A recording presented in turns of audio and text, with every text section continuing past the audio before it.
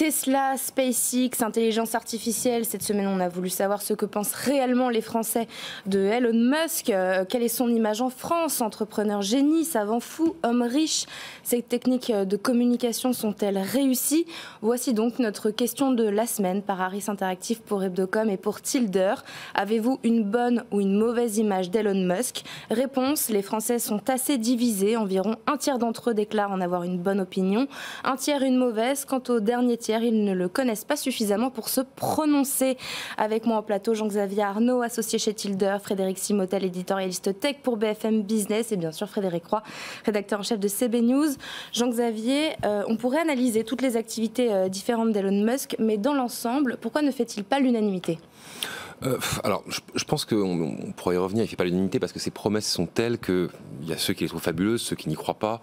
Je pense que c'est ce qui justifie. On passe d'un extrême à un autre. Exactement, les deux tiers favorables, pas favorables. Moi, ce que je trouve intéressant également, c'est ce tiers qui, à titre personnel, m'a surpris, de Français qui considèrent ne pas assez connaître Elon Musk pour avoir un avis. Et en fait, si on y réfléchit 2 secondes, c'est pas si logique que ça, puisqu'Elon Musk, si on met de côté Twitter, qui n'est pas une entreprise qu'il a créée, mais une entreprise qu'il a rachetée. Il y a un an tout pile d'ailleurs. Exactement. En fait, a créé des entreprises qui ne s'adressent pas aux consommateurs directs. Enfin, SpaceX, c'est des fusées.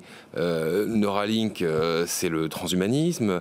Il a créé une start-up Tesla. Il y a Tesla quand même. Oui, mais enfin, Tesla, je pense que quand même, si on prend le grand public, c'est des voitures électriques très chères. Oui, on en parle beaucoup.